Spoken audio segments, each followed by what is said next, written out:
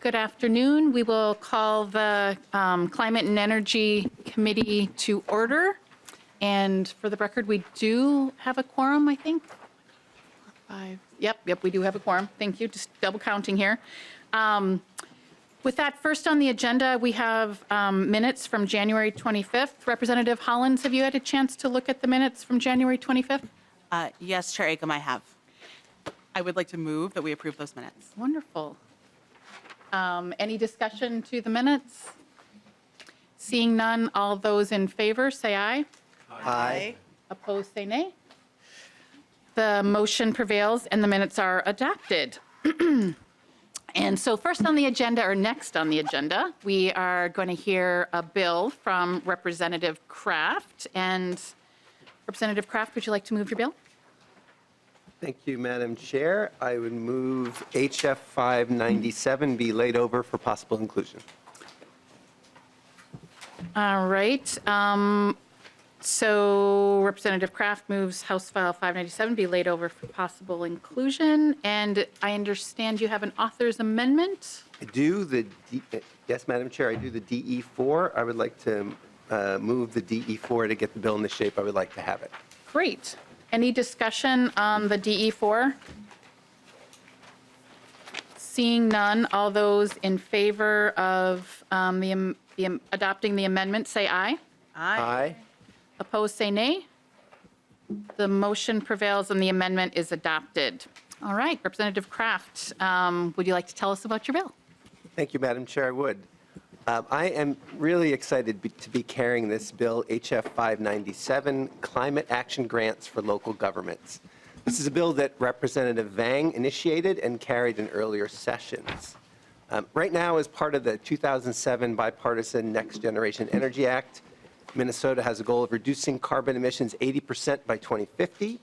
And our climate action framework, which you'll hear about, I believe, from the Pollution Control Agency after we go over this bill, necessarily aims us for carbon neutrality by 2050.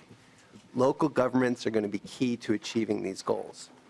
Up to about a month ago, I was an at-large member of St. Louis Park City Council. And during my time on council, I organized city elected officials from around the state on a group now called the Minnesota Cities Climate Coalition. The purpose of this group is to share best practices and have more of a voice with state government. One of the top things that I heard as part of that group, especially from smaller cities across the state, is the need for resources and assistance to help plan and do work on climate change. In many ways, local governments are on the front lines in our state dealing with climate change.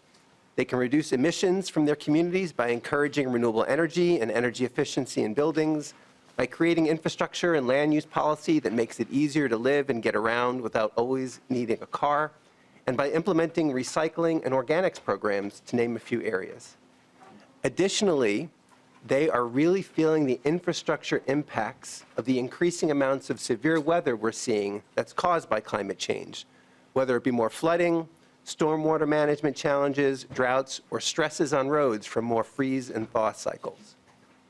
This bill can help local governments of all sizes, but really it's especially focused on helping smaller communities get started, create a plan, and also take advantage of learning and best practices from other communities. So I'm going to go briefly walk through the bill. The bill, as I said, is focused on local governments. And subdivision 1 is the key thing that changed from Representative Vang's bill is broadening this so that it incorporates all local units of government, not just cities. In subdivision 2, the PCA is directed to establish a grant program for creating plans or helping to implement previously created plans to either adapt to climate change or to mitigate it.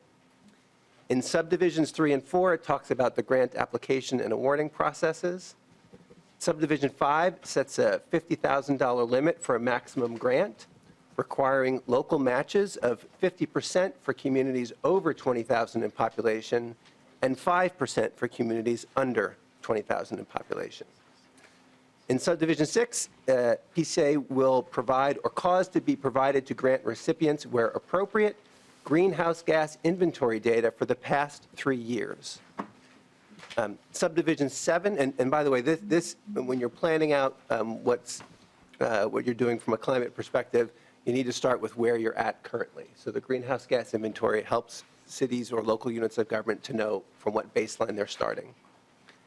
In Subdivision 7, we instruct PCA to provide tech support for people developing such plans, because one of the things we've learned is there is a real opportunity here for local units of government to learn from each other and to build on best practices. Subdivision 8 talks about eligible expenses, and then the appropriation for this is $5.5 million. I'll note that the fiscal note right now says $5 million. This was increased by $500K to account for the greenhouse gas inventories and also the tech support that's provided, so that at the end of the day we have target for 100, be able to support 100 local units of government at 50,000 each.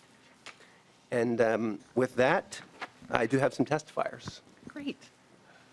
Representative Swazinski. Thank you, Madam Chair. Just before we kind of get to the testifiers, just looking at your fiscal note, Representative Kraft, what point, so you've got the assumptions looking at the MPCA require reasonable program development.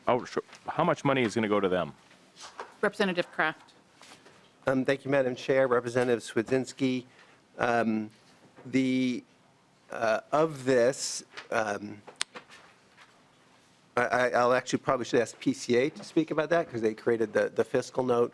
But the intention is, as we structured it, is that the $5 million would be available for grants, and then the $500,000 that was added to it would be a mix of the support processes and the greenhouse gas inventories.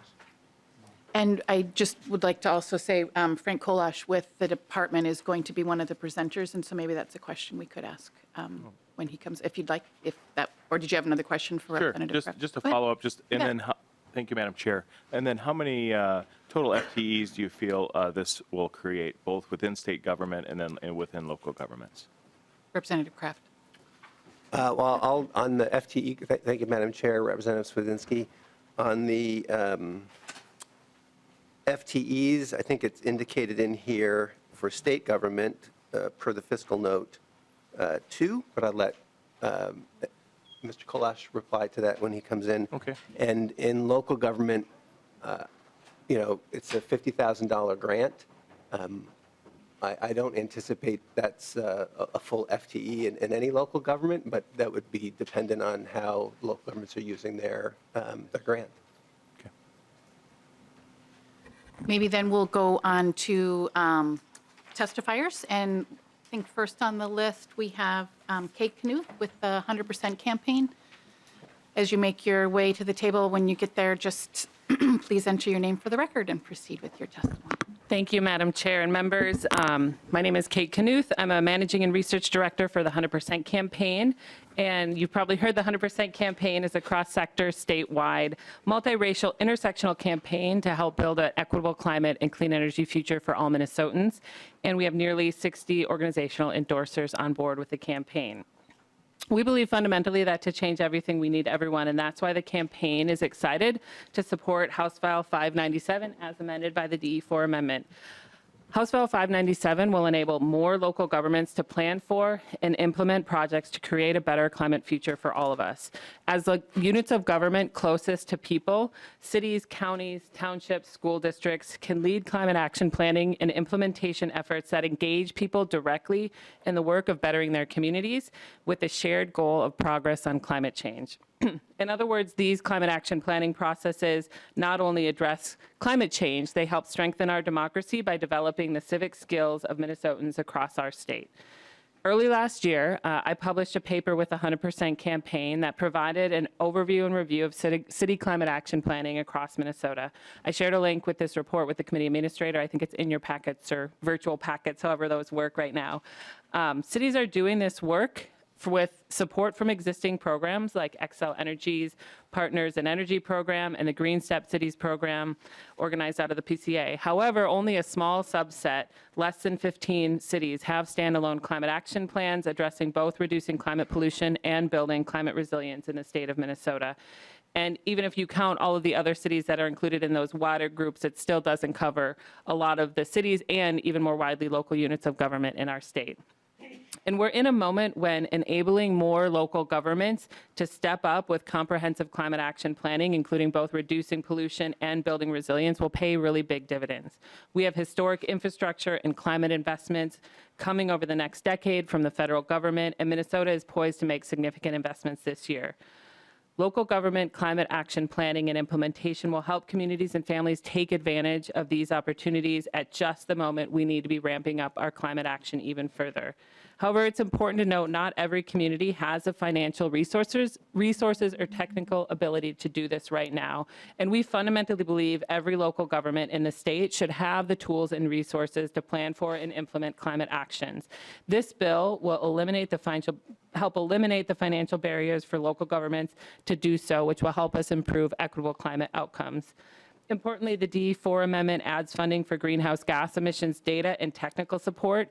These centralized state investments to support local governments across Minnesota are just plain smart policy.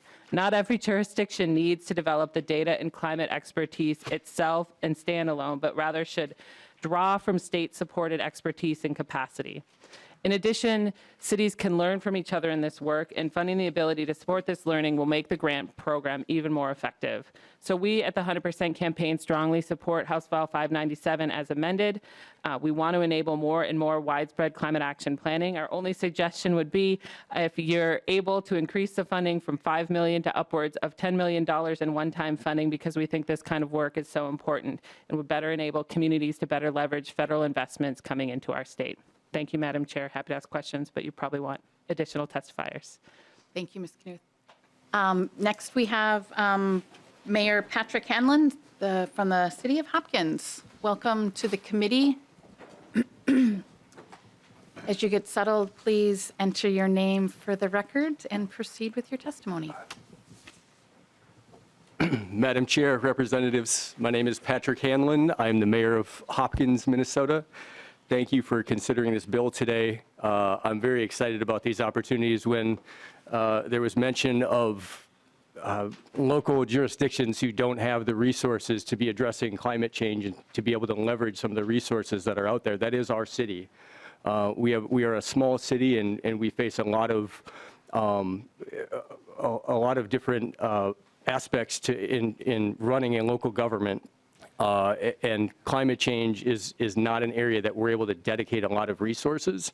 And there, as you all know, there are a lot of federal resources with the Inflation Reduction Act and other federal funding that's out there that could really be leveraged in Minnesota. And small cities like Hopkins, like Waconia, like Walker, Minnesota, Grand Marais, could really use these resources to leverage funding. And to, in full disclosure, I know that better than most because I'm the Deputy Commissioner of Sustainability, Healthy Homes, and Environment at the City of Minneapolis, and I run programs like this in Minneapolis. And we leverage these types of funds 8 to 1, creating energy efficiency, renewable energy projects where we can save folks money out in the community. So I know that the Minnesota Pollution Control Agency is here, and I really hope they focus on allowing small cities to get those funds easily out into the community, and so that folks on Main Street, our small businesses, low-income residents can really implement some energy-saving, energy efficiency investments into their properties. So this is a really valuable tool statewide to leverage funding into our state. And as Kate Knuth mentioned, I'd love to see the fund be even greater, but I think we can show success with this amount of funding and let you all see what this type of funding can do in our state. So thank you for considering this bill today, and I really hope you support this bill. Thank you. Thank you, Mr. Mayor. It looks like Representative Slozinski has a brief question for you. Thank you. Thank you, Madam Chair. Thank you for your testimony. Just kind of, you said you think this fund should be more. Do you have a rough estimate on how much the climate will change with the expenditure of this $5 million? How much the climate will change? So I can say, Madam Chair, Representative, I can say in how much greenhouse gas emission reduction would be made from these types of investments. And so there's a lot of data that we have, the Department of Energy has in terms of what investments into low-income properties, into small businesses in our state, in terms of what you would get in terms of greenhouse gas reduction. And, if you want to get into the debate of climate change, I don't know if but you can certainly calculate and have very precise calculation in terms of what the greenhouse gas reductions would be per project. And it would depend up to each individual local jurisdiction. It would be up to them and how they spend the money in their community. And I believe that local jurisdictions know best in terms of how this money could be spent in their communities. Thank you, Mr. Mayor. Thank you. So, Did you have a follow-up, yeah, Representative? so Madam Chair, so there's probably not, so you'd be willing to share how much you expect the temperature to go down or up or whatever because of this bill? That'd be great. Thank you. Thank you, Mr. Mayor. Thank you. Next on the list, we have Commissioner Victoria Reinhardt from Ramsey County. Welcome to the committee.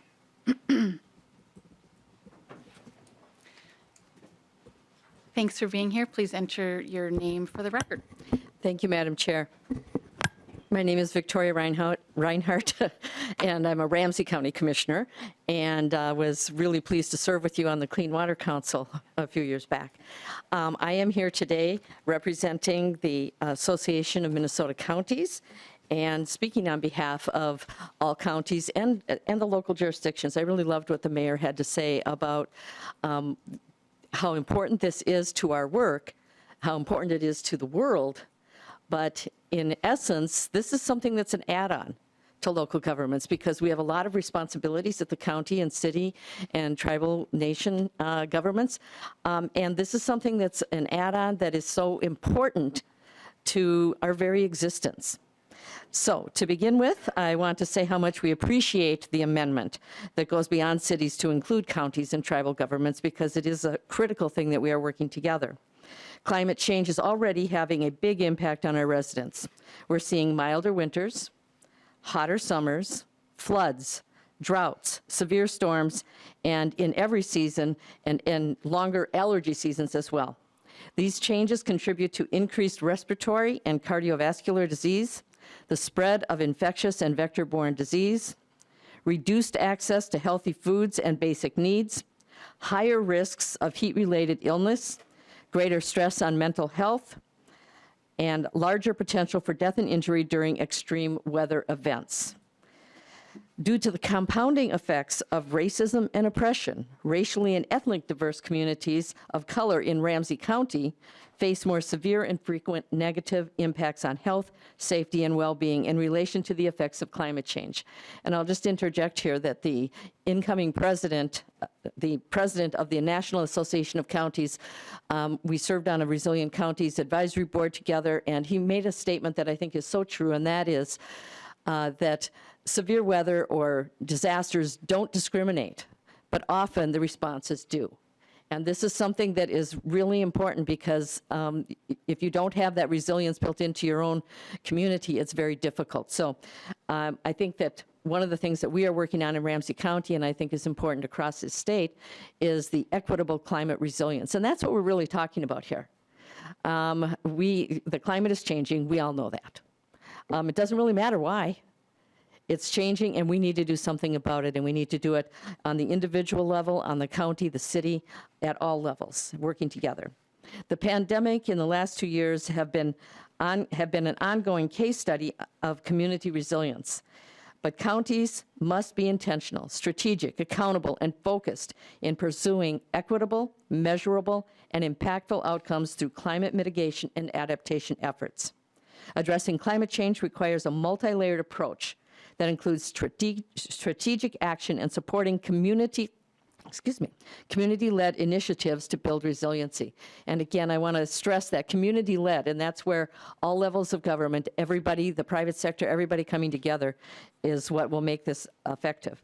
County planning efforts that would benefit from climate planning considerations include transportation and transit, emergency management, obviously flood and hazard mitigation, water planning and conservation, and solid waste management.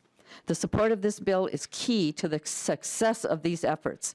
We appreciate the state's interest in being a partner and providing the necessary resources to assist counties in doing our part to address climate change. And with that, I thank you and would stand for any questions. Thank you, Commissioner. Representative Swazinski. Thank you, Madam Chair, and thank you for your time, Madam Commissioner. Just a general question. You kind of had a list, kind of a lot of kind of scary things, asthma and healthcare and all this other stuff. That is your belief that this bill and the amendment that was passed will help will stop those things? And one second, Commissioner, 1 minute. I will just maybe say to Representative Swazinski that I think most people around this table understand that one vote isn't going to win an election, but it's the collective action of many that are going to change and have impact. And so I understand your questioning to try and dig down into the specifics of singular or single behaviors. And I think we recognize that not one single action or single person or community will be able to make the collective change we all need to benefit from. So with that, I'll let Commissioner Reinhardt have an opportunity to answer your question. Thank you, Madam Chair. Thank you, Representative. Yes, I do believe that it will make a difference. I think the last part of your question said, will it eliminate it or get rid of it? No, it won't. I mean, the health concerns are going to continue. They were here, have been here forever. But what we can do is to make the changes that we need to make. Personally, I am investing in solar energy. I am investing in an electric vehicle because I think it's the right thing to do, even though my brother said that I'm not going to live long enough to see the impacts of that. But I gave him a little grief for that.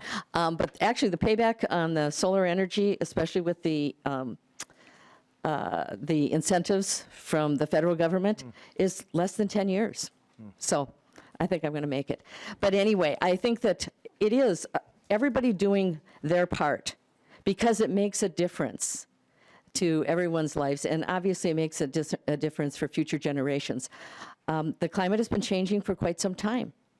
And you can see and I can't remember what the statistics are, probably the PCA person could answer this, but I can't remember. It's something, the 1 degree difference makes a huge difference in what happens across the world. And I know that they probably have that information, but it is significant. And I think we are all experiencing it now, and that's why we all have to be part of the solution. Thank you, Commissioner. Next, we have Craig Johnson with the League of Minnesota Cities. Welcome to committee. Please enter your name for the record and proceed with your testimony. Thank you, Madam Chair, members of the committee. My name is Craig Johnson. I am with the League of Minnesota Cities. For those of you who have not had exposure to the League yet this session, the League of Minnesota Cities is a statewide association. We have 854 cities in the state of Minnesota. 837 of them are members of the League. The ones that aren't are all under 120 in population, and we will still answer the phone if they call. But they don't regularly need our support on a daily basis.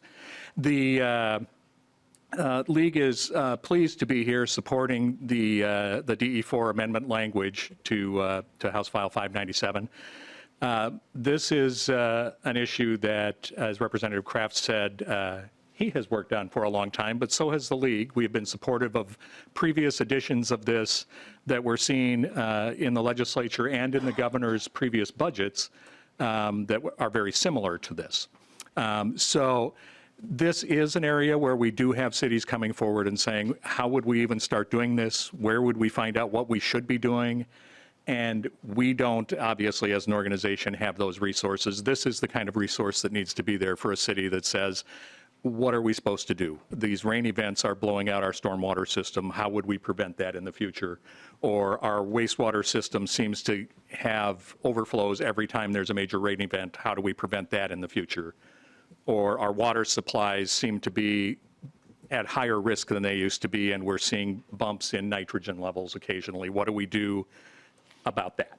And all of those issues could be things that could be looked at with these kinds of resources, in addition to things that reduce greenhouse gas emissions, like changing types of fleets or other issues like that within a city to address those issues, or LED lighting, or, many of you have heard a long list of issues that could apply to this. But where our cities run into trouble is just knowing where to start and how to do the planning of what would actually make a difference in their city.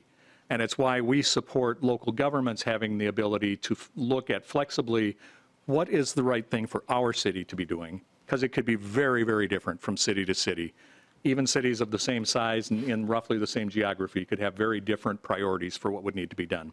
We think this program is a way to get those resources to those cities to help them use their resources wisely in the future as they look at doing infrastructure changes to their communities.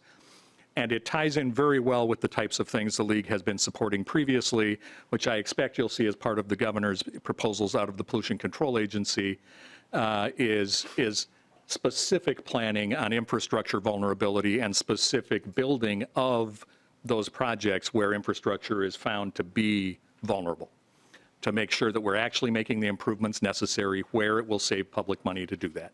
So with that, Madam Chair, we are supportive of this bill and the DA4 amendment and of the general movement toward identifying and fixing vulnerable infrastructure issues. Thank you. Thank you, Mr. Johnson. Next on the list of testifiers, we have Elizabeth Wafel with the Coalition of Greater Minnesota Cities. Welcome to committee. Please state your name for the record. Thank you, Chair Acom and Vice Chair Kraft. My name is Elizabeth Wafel. I'm with the firm of Flaherty and Hood. Today, I'm here on behalf of the Coalition of Greater Minnesota Cities. If you are not familiar with our organization, we are a member organization of more than 100 cities outside the metropolitan area, ranging from Marshall to Wabasha to Grand Rapids to Nashwauk and to many more. As others have explained, particularly Craig Johnson, he kind of stole a little bit of my thunder. Our cities have been feeling the effects of changing climate patterns in a host of ways. Given the issues I work on, I would say that the extreme weather events really have been weighing on our cities. You see it in our stormwater, our wastewater systems, but there's a lot of other impacts you've been hearing about today. And, sort of preparing to address those in the future is really, really important to our cities. And I will state that a lot of our cities have expressed interest in trying to plan for the future so that they can address these challenges and plan for a more resilient future. But when you're juggling projects on a tight budget, it's not always easy to make that happen. If you've got a sewer main that breaks, or you're just dealing with trying to fill potholes, setting aside $50,000 to make a plan is not at the top of your list. It's hard to explain to your citizens why you're not filling that pothole. And that's why a program like this is really, really beneficial to our communities. So we really appreciate this proposal to give the cities resources to help develop such plans. I want to thank Representative Kraft for lowering the match for cities under 20,000 and suggest, heck, you could lower that to cities, 50,000. And I'm sure that Wilmer, Owatonna, and Winona would appreciate that.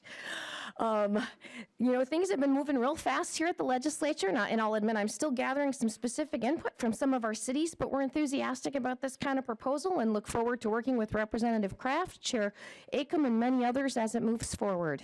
Thank you. Thank you, Ms. Wafel. And last testifier today is Assistant Commissioner Frank Kolash with the Minnesota Pollution Control Agency. Welcome to committee, and please state your name for the record. Thank you, Madam Chair. My name is Frank Kolash. I'm the Assistant Commissioner for Air and Climate Policy with the Minnesota Pollution Control Agency, and I use he, him pronouns. And while this bill is not part of the governor's proposal, we appreciate and acknowledge that it focuses on areas that we have heard repeatedly from stakeholders as we have developed Minnesota's climate action framework, and namely that is providing funding to conduct planning and implementation and technical assistance to local governments and to tribal nations in Minnesota.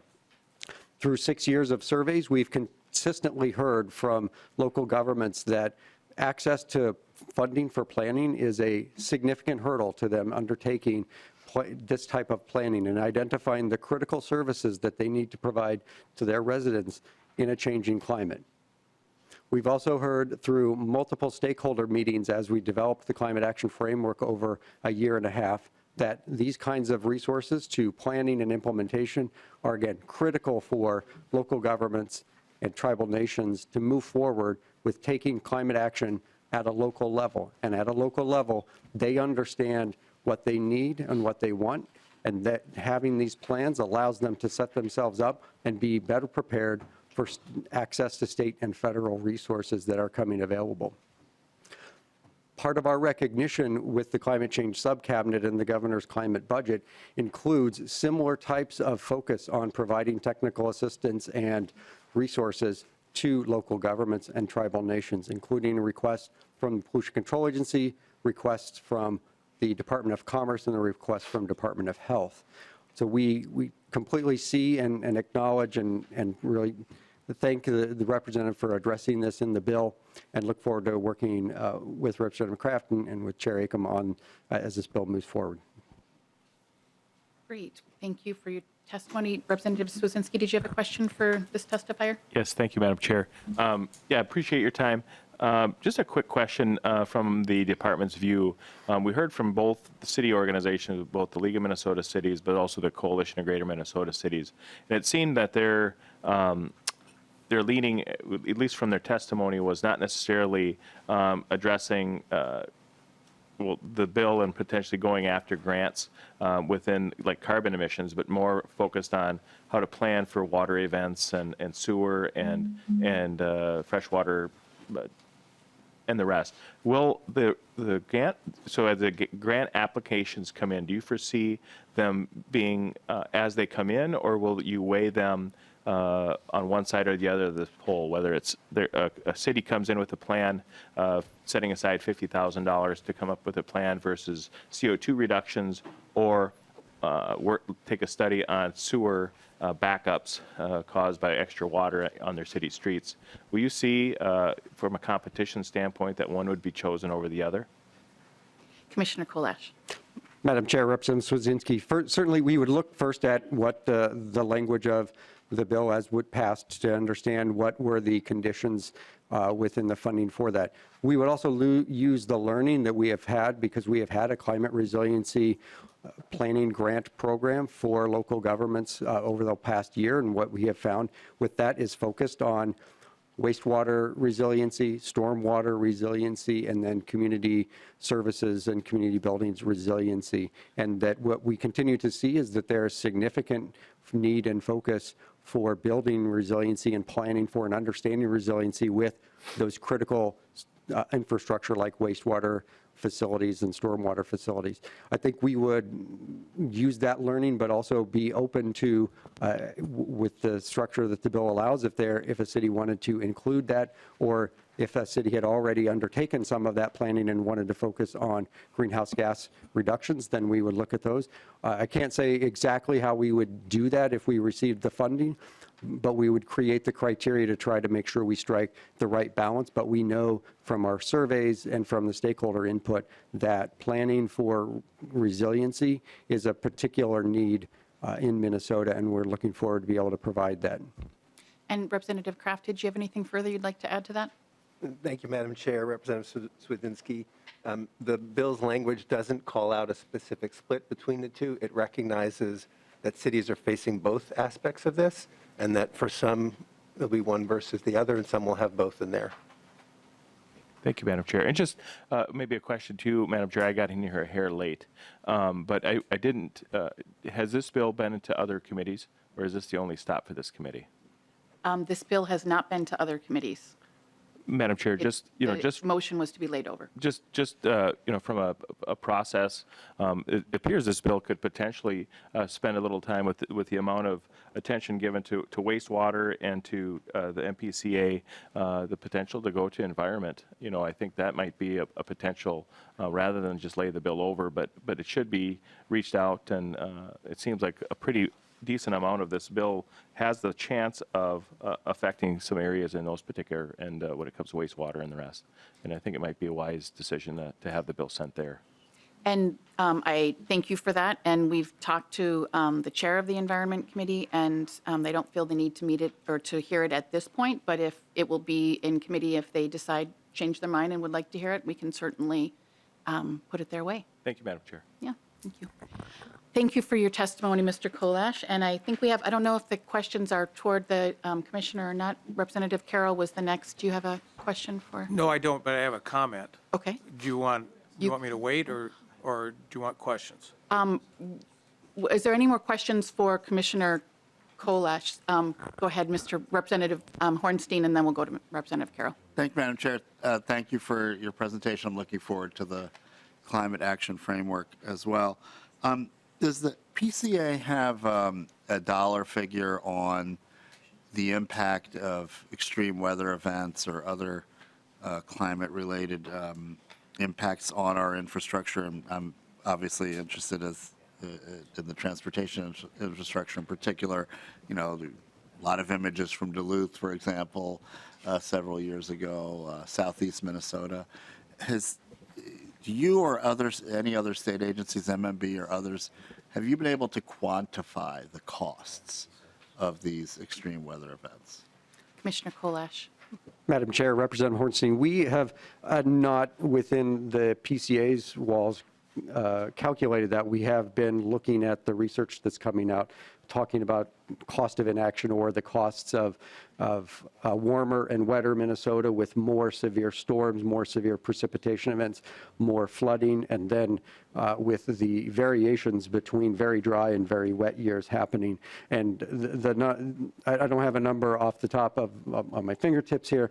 We can look into that to provide you a little bit more. But we also work with Department of Commerce, and Department of Commerce is looking in and talking with the insurance agencies about the insurance costs that we are seeing because of these. And the numbers are quite large because we are seeing more and more severe precipitation and severe weather events that are damaging various parts of our infrastructure, whether that's roads, bridges, water treatment plants, wastewater treatment plants, flooding out businesses, flooding out stormwater sewers and things.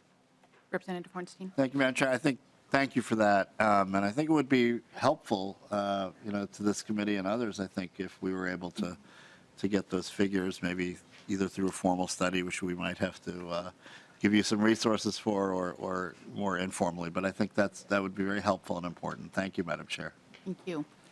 And then Representative Igo, did you have a question for this testifier? Yeah, I do actually. Thank you, Madam Chair. So when I'm reading through the bill, subsection 4 in the awarding grants, usually when we're doing grants here at the legislature and we give it to different state agencies, there's usually some definitions in there about making sure that the money is evenly distributed around the state. And this subsection is only 3 lines long. So what, and this will be my question to the Assistant Commissioner, how will the Commission make sure that the money doesn't stay in the 7-county metro and gets out to our greater Minnesota communities? And we'll let the Commissioner have a shot and maybe the bill author as well. So Commissioner Kolash.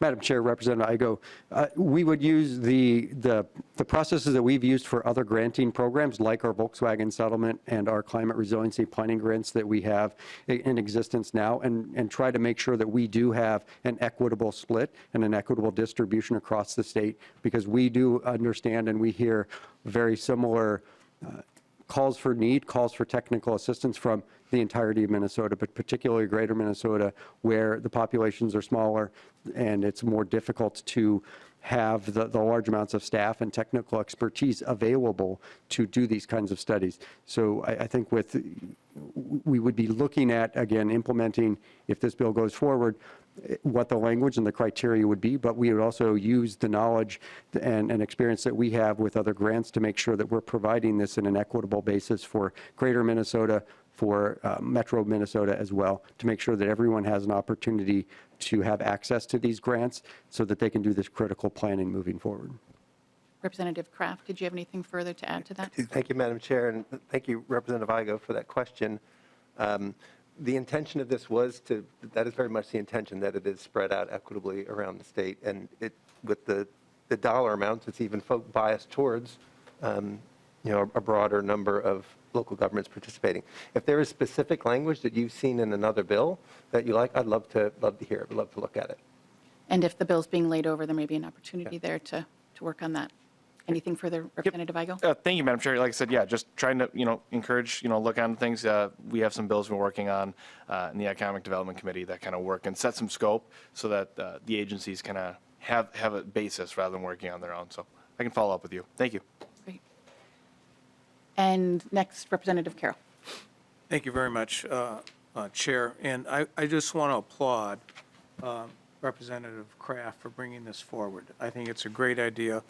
I spent 8 years on the Plymouth City Council. It's the 7th largest city in Minnesota. We struggled mightily with what to do about this. Some of the council didn't want to do anything, thinking nothing could be done, nothing can make a difference. And others of us took the approach, well, if we don't do something, nothing will be done. Even if it's not very much, we should at least try. So that was a struggle. We couldn't even muster the votes to join Green Steps cities. You know, a feel-good, good government type of programming to promote energy efficiency, conservation, combat climate change. So instead, we did it on our own. We did it piecemeal. For example, we have a new community, well, a refurbished, expanded community center. We put solar on the top. We're doing water irrigation practices. And we're looking at all sorts of small steps you could take that add up to big savings. For example, light bulbs and, you know, things like that. And I'm so glad you brought this forward. I think that even our city could benefit from this. So thank you very much for that. Any other questions from members? Any final comments from the bill author? Thank you, Madam Chair. Yeah, a few thoughts. One is I really appreciate, Chair Acom, the way you framed the collective issue. I think that's spot on in how we need to think about climate action. But I want to address that a little bit further in the context of this bill. When one city does something, one local government, one county, one tribal nation, the things we're talking about that we in this planning enable, it's not just the greenhouse gas emissions reductions, right? It can save money, can reduce pollution, can make buildings in their community healthier, can help build community, right, by making it easier for people to walk and connect, and can make individual communities more resilient to severe weather. On its own, without the greenhouse gas emissions reductions, I think this bill still makes sense.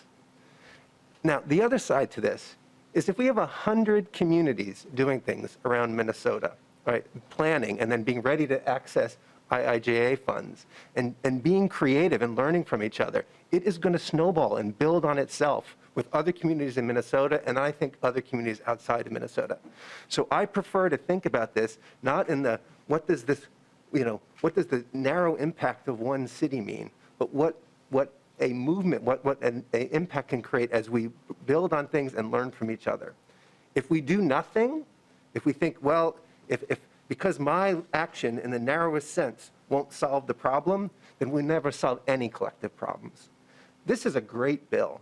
I'm so excited to carry it. I'm thrilled with the backing I hear from the League of Minnesota Cities, from the Coalition of Greater Minnesota Cities, from the Association of Minnesota Counties. This is a great way to help local governments get started in a way that works for them. We're not telling them what to do, we're in a way that works for them.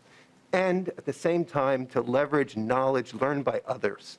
So I'm excited for this to be laid over and look forward to us being able to implement this. Yeah. Thank you. And the bill is laid over. Thank you, Representative Kraft. And with that, we're going to move on to the next part of our meeting. We are fortunate enough to have Assistant Commissioner Frank Kolash here to talk with us about the Climate Action Framework. And with that, welcome back.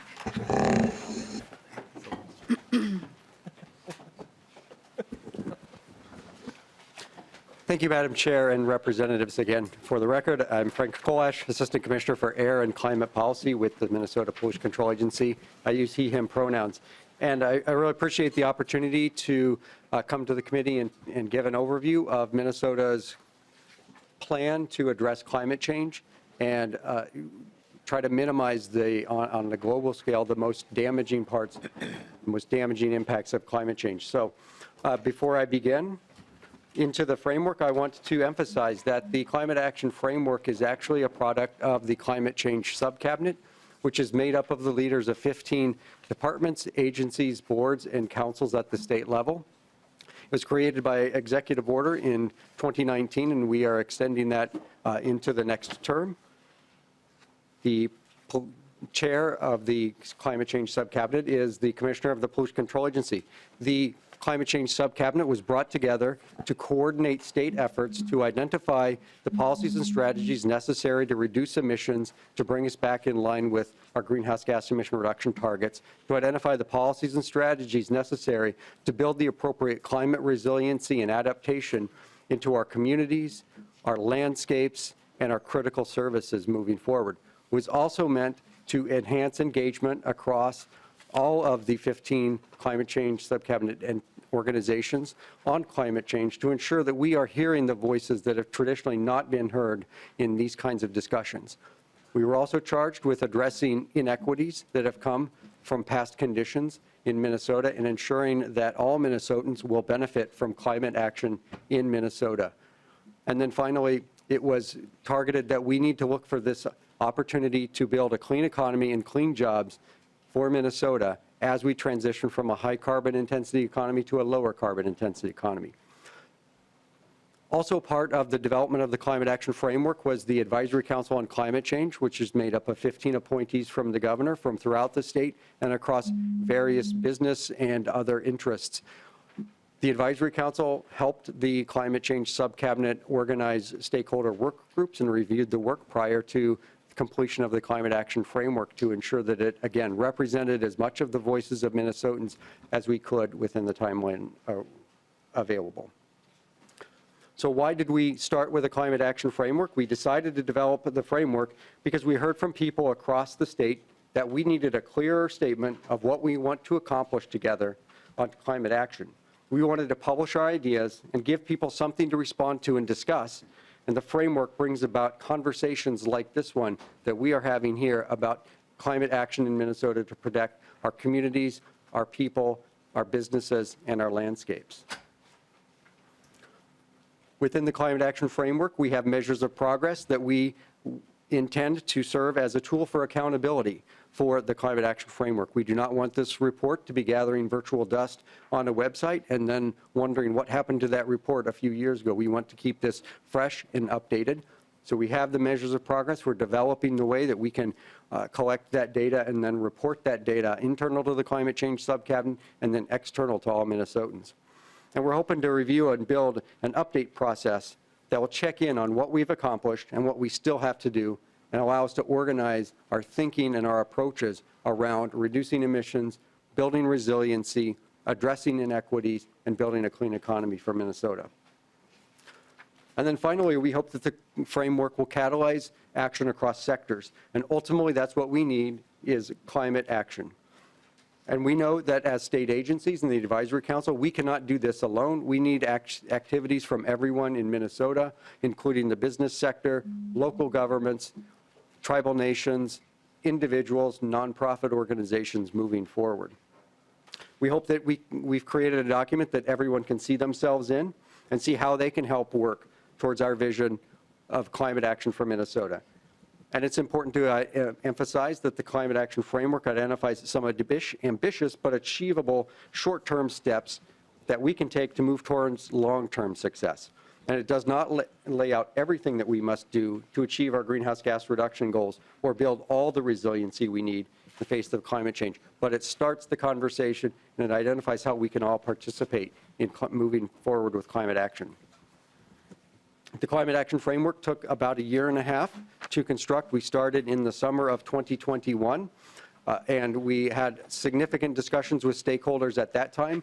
We had a web portal where all Minnesotans could participate and provide information to us. We also met with stakeholders throughout that entire time to talk about what the structure of the Climate Action Framework should look like. In particular, we met with tribal nations through a government-to-government climate forum to talk about how we can work with tribal governments and tribal nations to ensure that they see themselves in this climate plan for Minnesota. In February 2022, we published a draft Climate Action Framework for review. And we heard from more than 3,000 Minnesotans through an online engagement forum on their input. And we also convened 6 stakeholder work groups for each of the goal chapters within the framework. And we met with those more than 200 people across all of those 6 work groups, meeting somewhere between 3 to 8 times over the time frame from March until May of 2022 to identify ways that we could improve the climate action framework. That information was then turned over to the Advisory Council on Climate Change, who reviewed that, as well as the Climate Change Subcabinet. And then in June of 2022, we met with the Advisory Council on Climate Change, heard their priorities for changes and modifications to the Climate Action Framework. We took that input over the summer of 2022 and published the Climate Action Framework in September of 2022. The key messages within the Climate Action Framework is that climate change is happening now. We heard in prior testimony the challenges that Minnesotans are facing due to a changing climate. We work with the Department of Natural Resources. Their climatology office tells us Minnesota is getting warmer and wetter, and that we expect that to continue. That Minnesota is seeing more heavy precipitation events, severe storm events, and flooding, and we anticipate that for that to continue into the future. And that we also anticipate that the changing climate will impact our ecosystems and our natural resources, which will impact how Minnesotans experience the Minnesota that they remember. We also note within the framework that we must accelerate action now. We did not make adequate progress on the Next Generation Energy Act goals for Minnesota in prior years, and at the national level and at the global level, we have not been making adequate progress on reducing greenhouse gas emissions, and we are heading towards temperature changes that would be considered catastrophic and very difficult for us to manage, particularly in Minnesota, where we're seeing higher warming occur in Minnesota in the northern latitudes in our wintertime lows, where we have already seen increases of between 5 to 7 degrees throughout various parts of Minnesota. We also identified that climate change affects everyone, but some people are hit harder by climate change, and some people have less resources in order to adapt and to the changing climate and be able to be prepared for the changing climate, so that we needed to address equity in every chapter. We know that we must work together to meet our goals across all of the stakeholders in Minnesota.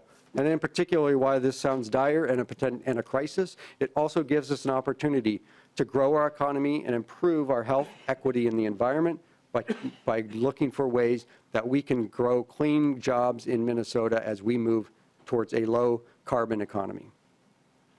So the vision for our state that is identified in the framework is that we will be carbon neutral, that we will reduce emissions to the degree that we can, and that any remaining emissions will be offset by carbon that we are able to store on our lands, particularly our landscapes, particularly our forests, our wetlands, our peatlands, our grasslands, and our working lands. Minnesota should also be resilient, that we need to be able to plan and be prepared to respond to a warmer and wetter Minnesota with more severe storms, and that we need to be able to recover from the impacts of climate change so that all Minnesotans can thrive. And then equitable. We acknowledge and address inequitable and inaccessible systems, and that's contributing to some communities feeling different effects and disproportionate impacts from climate change. We want to ensure that there's a fair distribution of the benefits of climate action in Minnesota, and that every Minnesotan has an opportunity to meaningfully participate in the discussions around climate action, and in particular focusing on how the actions we take now will impact future generations.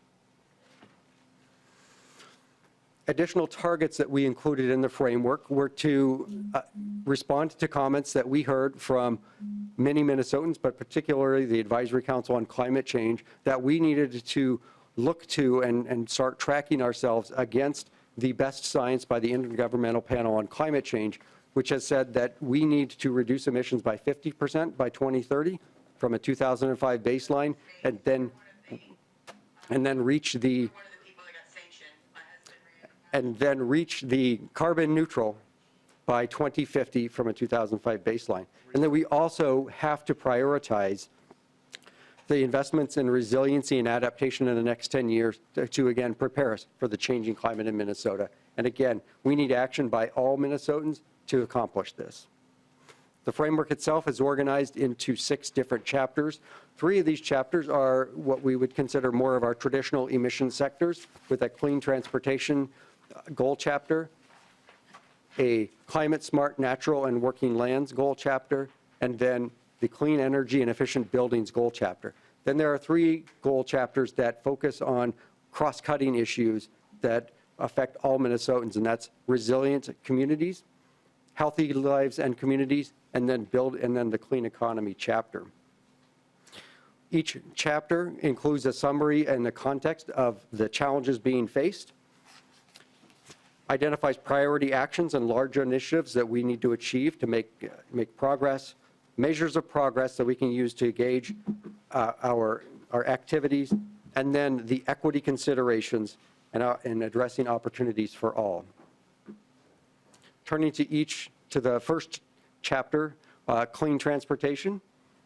We recognize that our transportation sector is the largest emitter of greenhouse gases in Minnesota and represents a significant opportunity to reduce emissions that contribute to climate change. We can connect and serve people through a safe, equitable, and sustainable transportation system, a clean transportation system that's providing walking, biking, rolling, and transit options that are accessible, safe, and plentiful. It also includes the planning and infrastructure and education needed for cleaner vehicles and cleaner fuel technologies, including both electric vehicles and biofuels. The priority actions that we identify in the clean transportation chapter are increasing the funding for non-motorized transportation so that direct resources go towards statewide pedestrian and bicycle networks. We also look to create more reliable and convenient transit networks, prioritize services in communities where transit is essential and residents are disproportionately affected by air pollution, and then prioritize land use that facilitates multimodal transportation options.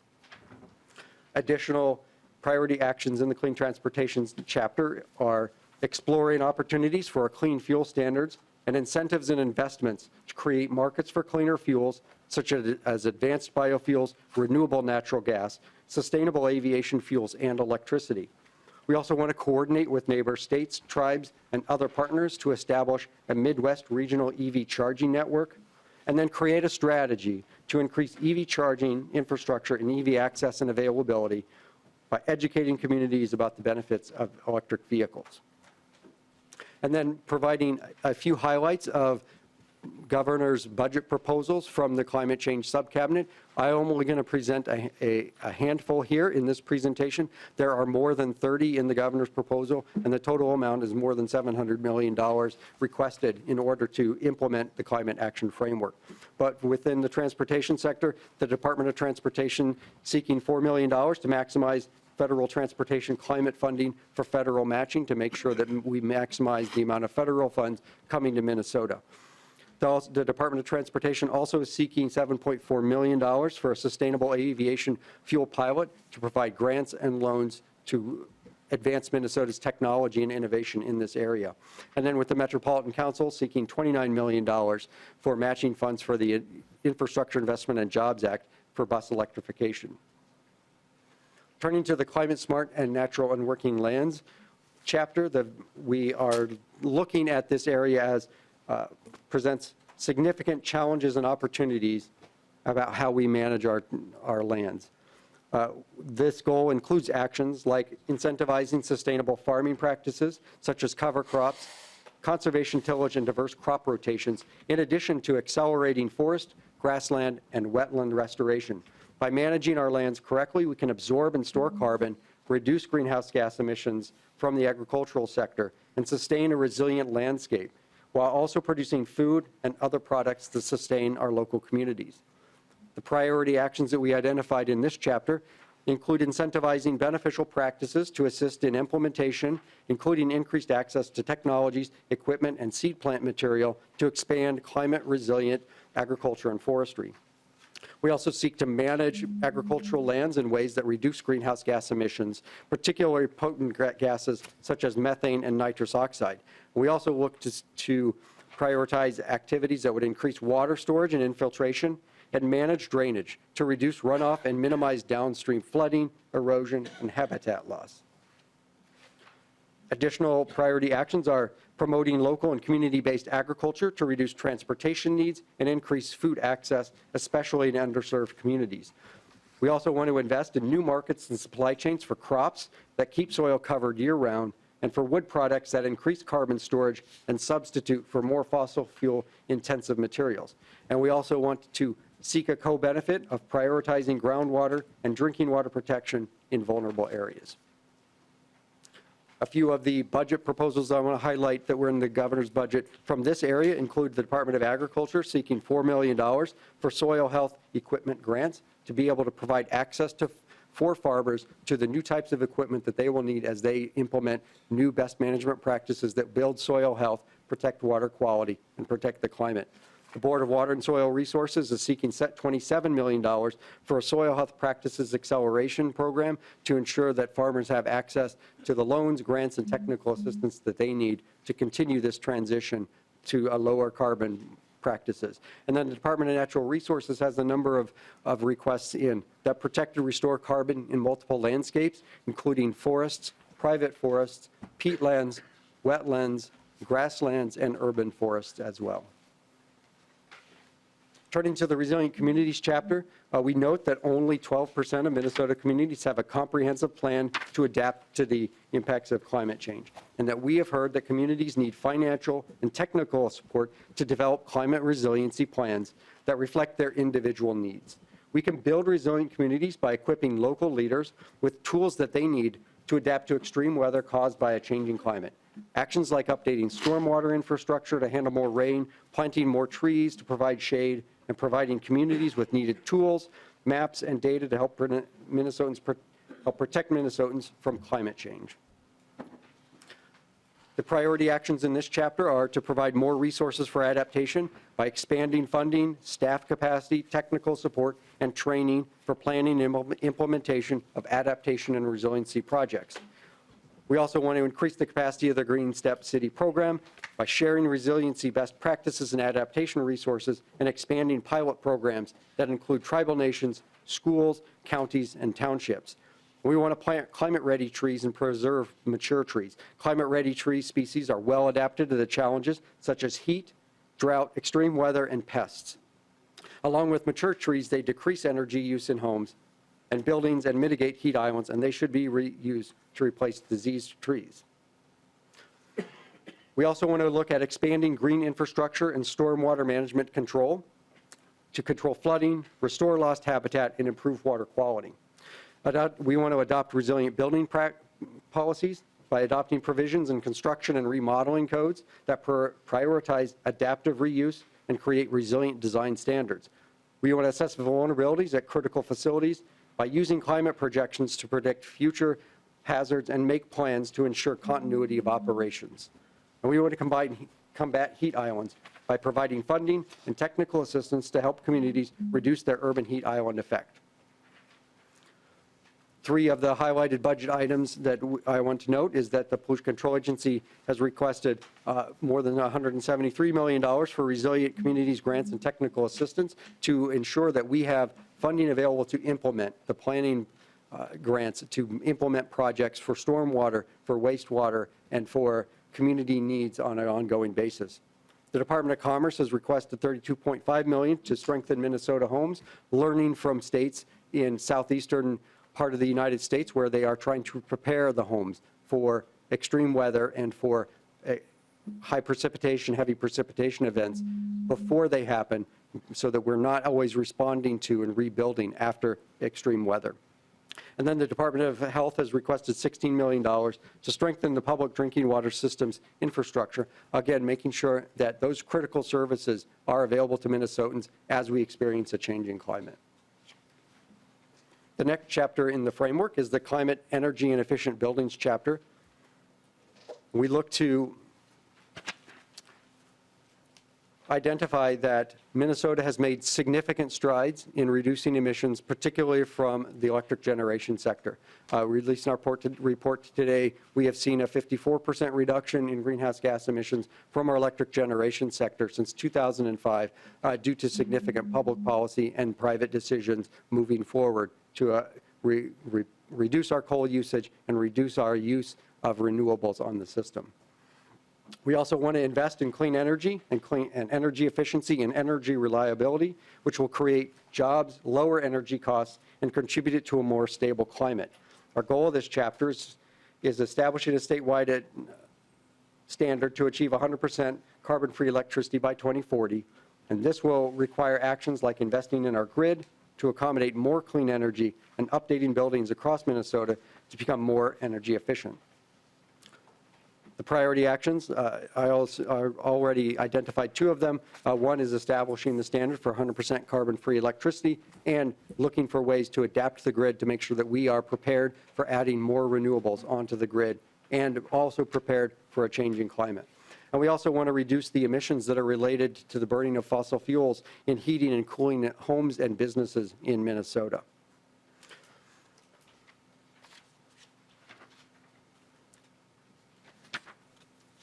We also want to seek to reduce energy use and waste. We want to support opportunities for additional incentives, loans, and policies for existing homes, businesses, governments, and schools in order to reduce energy use for all Minnesotans, as well as improve health through better air quality. We want to investigate supply-side supports and pricing supports for energy efficiency appliances, heating and air conditioning equipment, and domestic water heaters so that the low-cost choice is also an energy-efficient choice. And we want to improve codes and standards for all new commercial and large multifamily housing units to achieve net zero by 2036.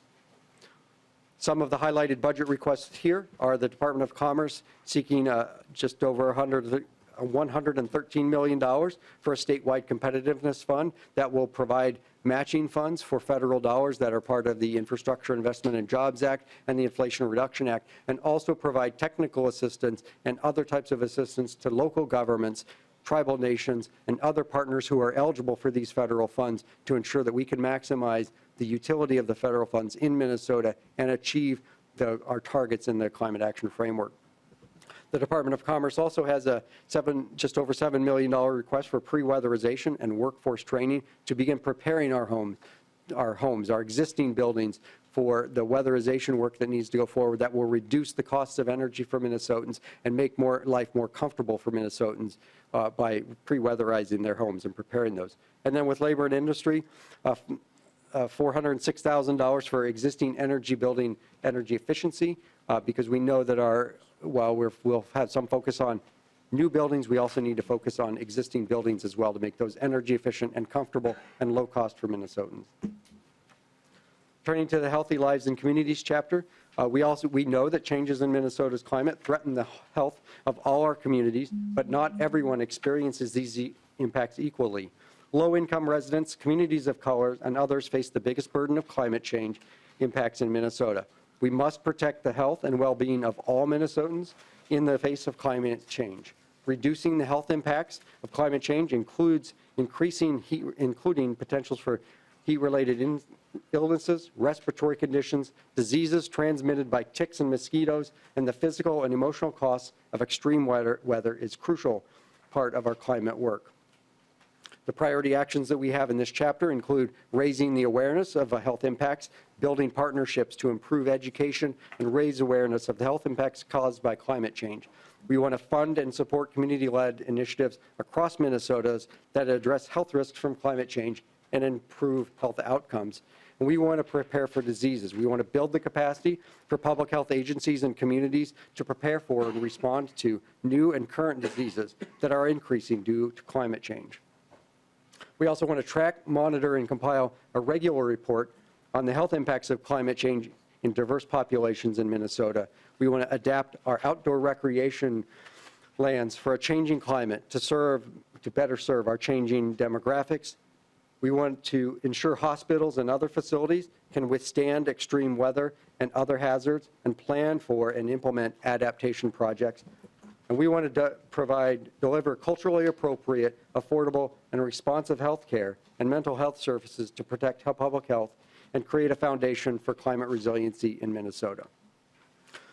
Two of the highlighted budget items in this area are Department of Health seeking funds for a public health climate resiliency grant program to allow communities to address the health impacts of a changing climate in their communities, and also the Pollution Control Agency seeking funding to set up a process where we can provide a tribal assistance contractor to tribal nations so they can apply for the funds at the federal or state level that are eligible and will provide benefits to them to build resiliency, protect the health of their residents and their members, and also be able to reduce greenhouse gases.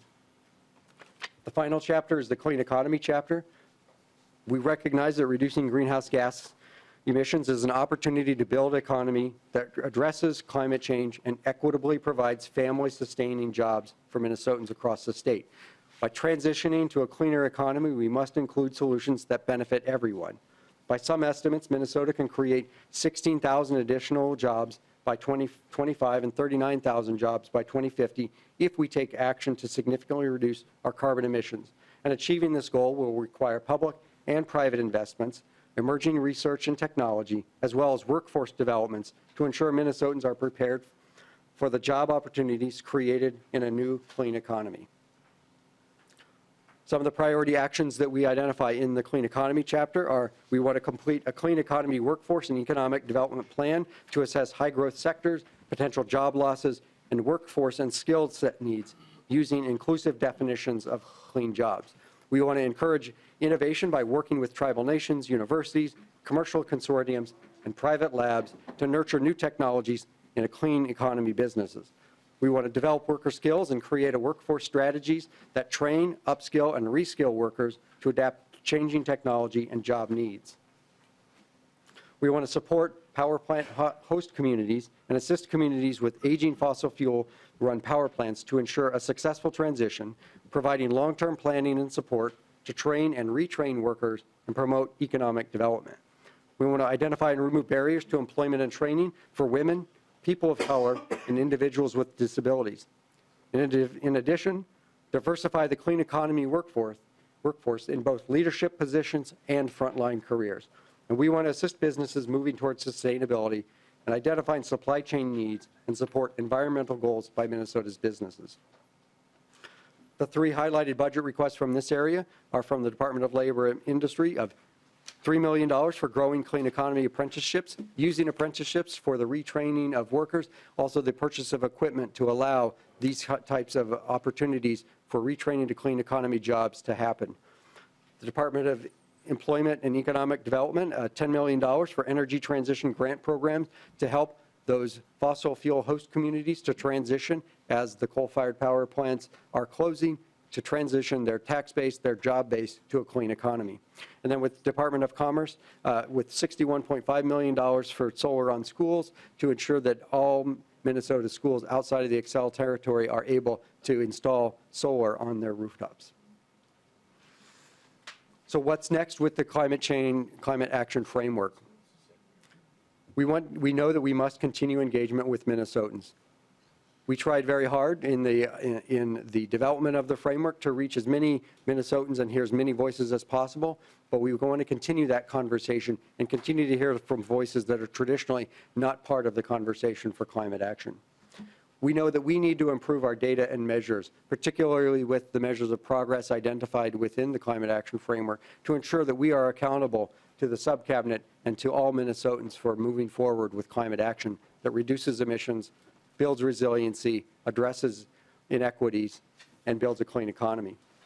We are looking for ways that we can leverage federal funding and federal opportunities with the Climate Action Framework, both with the Infrastructure Investment and Jobs Act and the Inflation Reduction Act forthcoming, that we can maximize those monies coming to Minnesota and get the benefits for all Minnesotans taking action on climate and building a better Minnesota.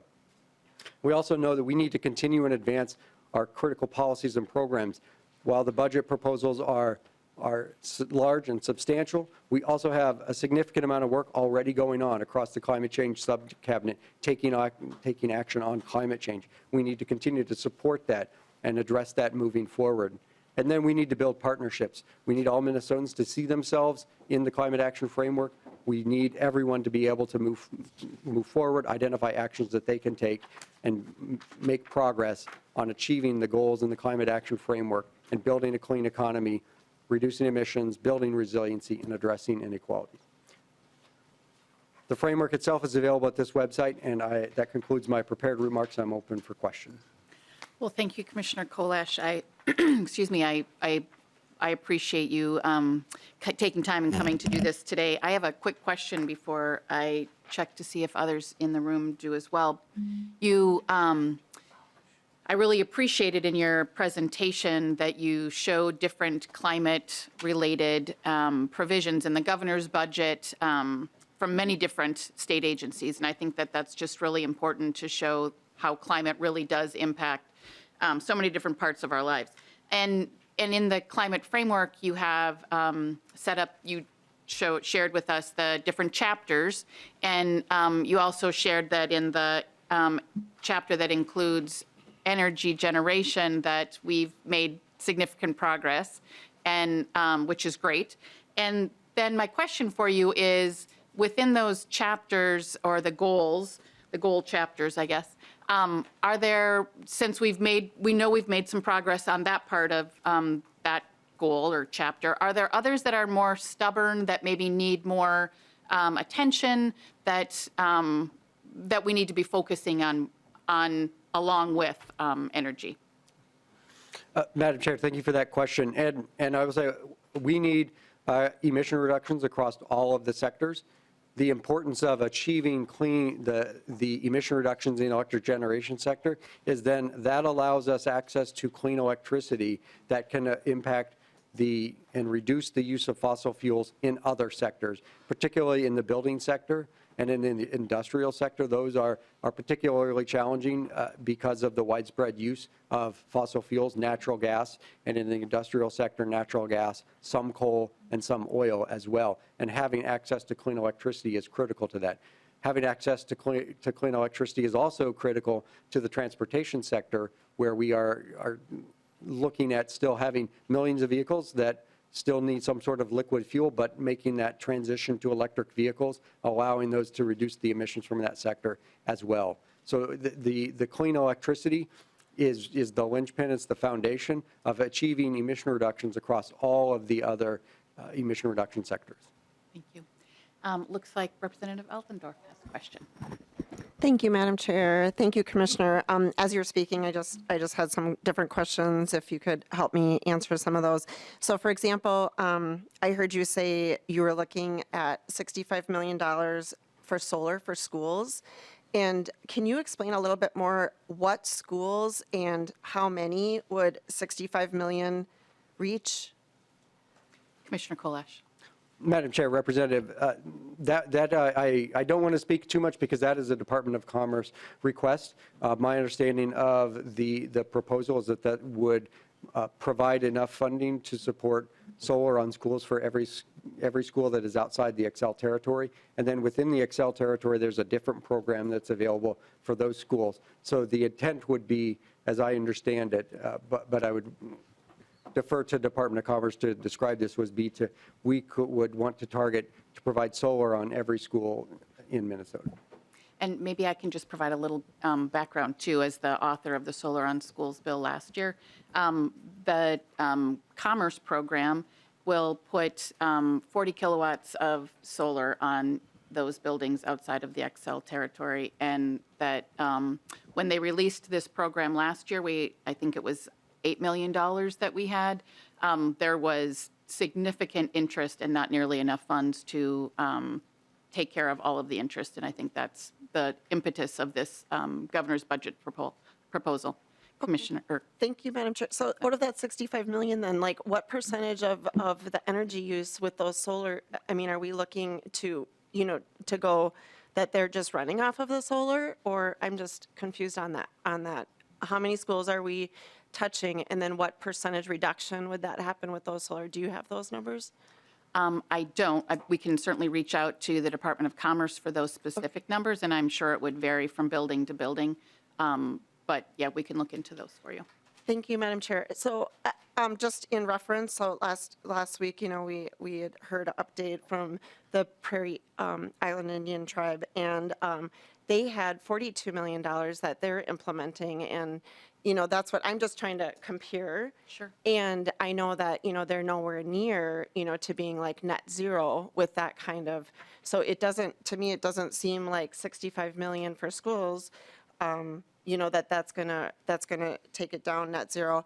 And then have we also, I'm sorry, Madam Chair, can I ask another question? Okay, so as we are driving this demand for solar up and up, have we taken into account how much increased cost this is going to be and if it's going to be more difficult for us to get these solar panels? Is that being taken into account just because we're pushing us on such an accelerated time frame?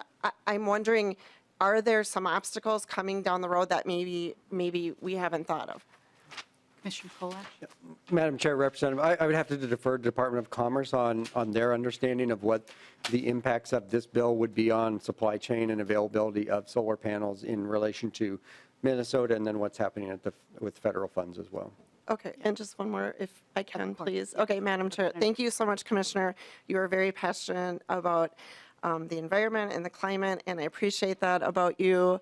I don't think most people in this room know that I am in a sales business that we specialize in environmental clean greening products, and I've been very passionate about that my whole life, about reducing chemicals into the environment, reducing plastics, and that is my passion. So for 14 years, I have built a large business that spreads across the United States and have been very involved in educating people on green cleaning and reducing our emissions and many things that we talk about today.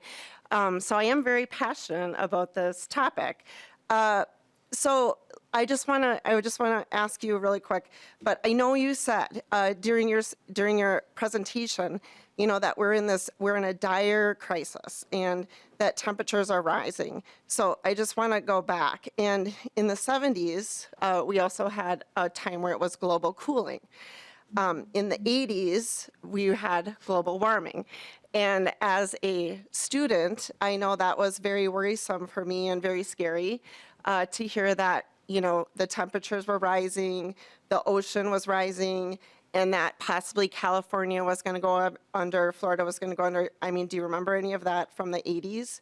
Okay, so, I'm dating myself, but, fast forward now, we're 30 years ahead. We've now switched from global cooling to global warming to climate change.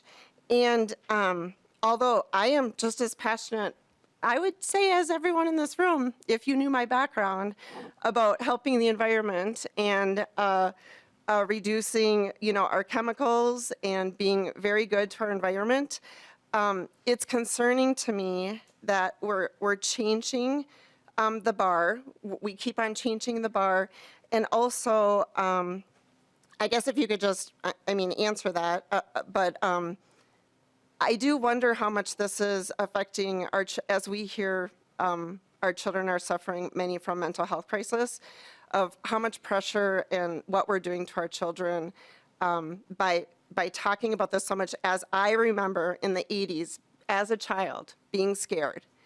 And this has only escalated from there. So has there been any studies done on that? Commissioner Kolash, I'm not sure you have a response for that, but please feel free. Madam Chair, Representative, I don't have a specific citation for that, but we have heard from students and youth, and including tribal youth, about the challenges and the dire consequences that they're facing as well. Some have cited papers that mention the impacts on mental health, and I particularly think that what we hear from them is that exists and that's real, but what they need from us is to take action and to stand up and actually meet what we know we need to do, which is reduce our emissions and begin building the resiliency so that they have a Minnesota that is prepared for the changing climate, but is also doing our part to reduce emissions so that we are doing our part to then affect the global temperature change that is expected and projected with the projections. And the changing on the terminology comes down to focusing on climate change, because it's not just the warming of the planet that is the problem, it's the impacts that it's having on our landscapes, on our communities, and the people that we need to focus on. So the changing climate, we've heard about that with more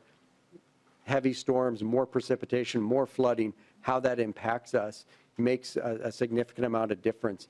And we're already seeing that in Minnesota with significant temperature increases, more than 7 degrees in northern Minnesota, more than 6 degrees in central Minnesota, and more than 5 degrees Fahrenheit in the last century. And so that's why we're focusing on reducing emissions and then preparing ourselves for the changing climate that's already built into the system because of our past emissions. Okay. Thank you for your time. Thank you.